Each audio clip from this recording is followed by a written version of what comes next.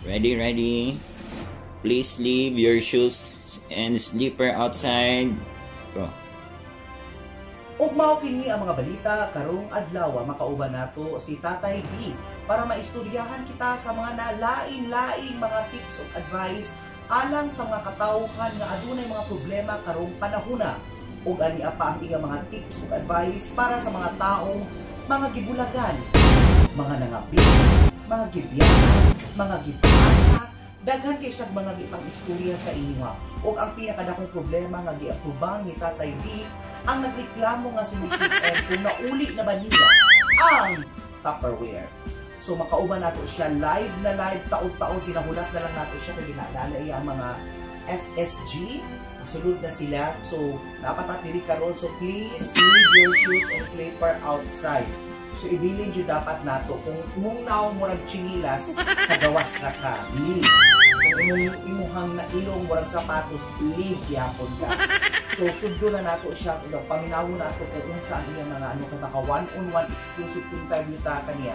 Ug mao kini si Daisy Soju, ang babaeng reporter na walay hairline. Daghang salamat ug mubalik kita unya. 1 hour later. Kapwa ko Pilipino, magandang gabi sa inyong lahat. Sa mga nanonood dyan sa kabaran, yung nag-stay at home talaga. Magandang gabi sa inyo. At saka gipatawag ko kayong lahat dito kasi may nabalitaan ako ng mga kanais-nais talaga. At gisabihan ko ng lahat na do not do it in my country. Totoo yan. Kasi yung iba nag-ialahi ang mga chismis mga gadila.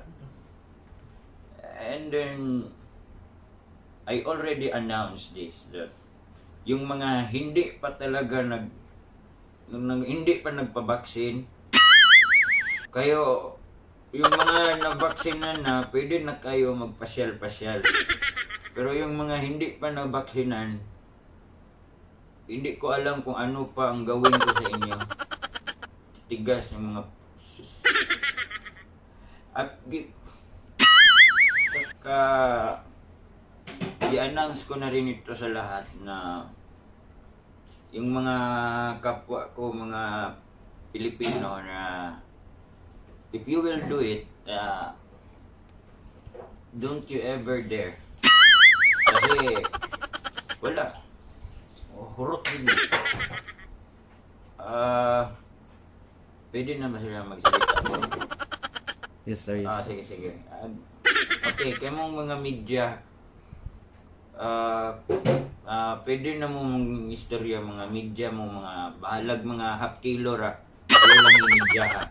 Idiretso na lang na ikilo. Sige, ikaw, kinsa ka? Princess T. Asa man kang istasyon na ka? Station 91. Istorya, pwede na ka mangutana. Okay, this is about the vaccine, Mr. Tatay D. What are the common side effects of the COVID-19 vaccine? Bisaya daw. Ayaw katawan na, pwede na kang diretsoon na kagipag.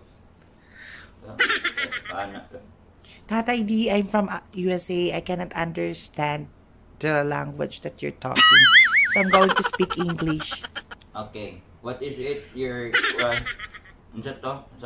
What are the common side effects of the COVID-19 vaccine? Okay. Kung magpabaksin kayo, ang epekto niyan, depende yan kung ano, kasi iba-iba kasi tayo ng mga immune system. Pero kung turukan ka niyan, tapos magkalintura ka, dili na nako nasala, kay di man ako ang nag-inject nimo. So, the effects of the vaccine is, this is, is lang po or R? Kasi marami po yung effects. These are the effects of the vaccine. Tatay D, there's another... Ayaw lang kong sagiti dire. Tatay B, there's a question.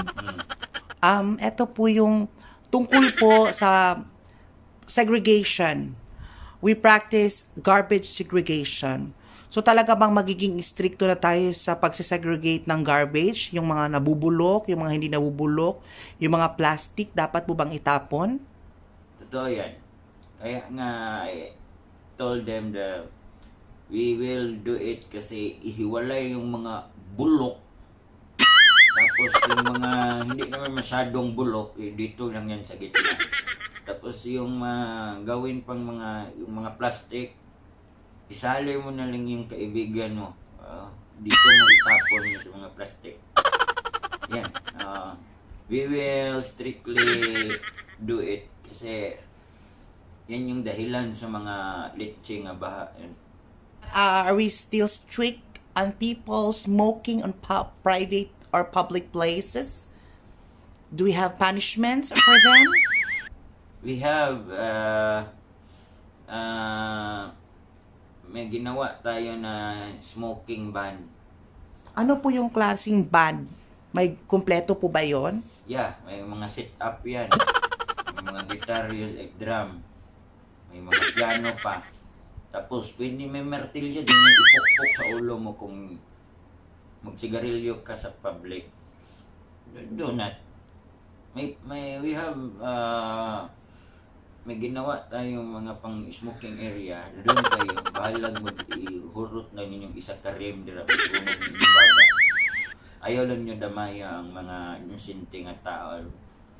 Kakos yan ng death yung mga second smoker. Wow. So next... Walang wow-wow dyan. Pako ng mga ulo. Sorry po. And lastly po, meron kasi tayong comment dito, sir, tungkol po sa latest issue. Patuloy pa rin po kasing naghumihingi po ng hustisya si Mrs. M na mausauli po ang kanyang Tupperware. So, according naman po daw kay Madam, nabayaran na rin po daw niya. So, may pupunta po diyang reporter. So, tatanungin niya po kung ano po yung stand ninyo doon.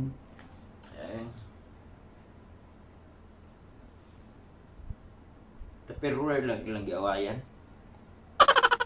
Yes po. Okay, ganito. Dapat ikaw nga, Madam, isauli mo na lang yon. Kahit na binayaran mo yon, pero iparipan mo na lang yung Tupperware para isauli mo na lang din yung Tupperware. Kasi malay natin, importante pala yung Tupperware.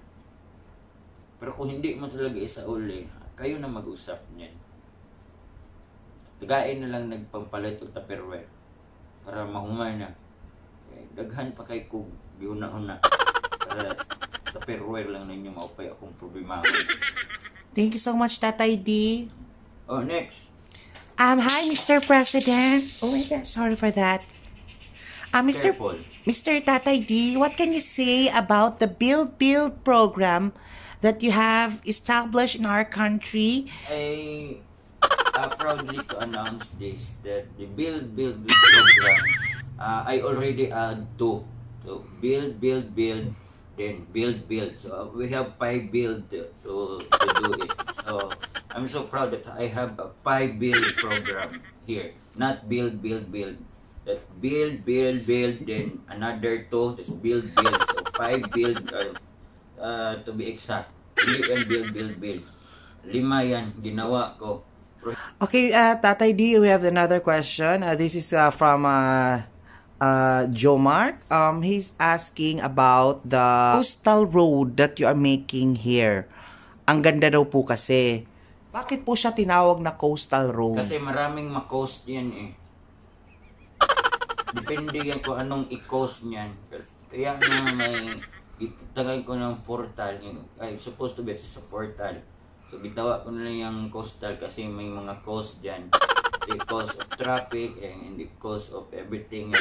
Dire-diretso na yung biyahe. Kaya yan.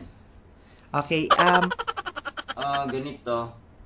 Kausapin ko yung si Madam at saka si Mrs. M kung bakit hindi pa nasauli niyang litching at Tupperware na anong di man dyan na mauli-uli unsa dahi dyan na. Ipatawag ko sila as soon as possible. Kasi mag-deposit sa nasa ko'y padalaan. Okay? Sige. Thank you, Salamat. Tatay D.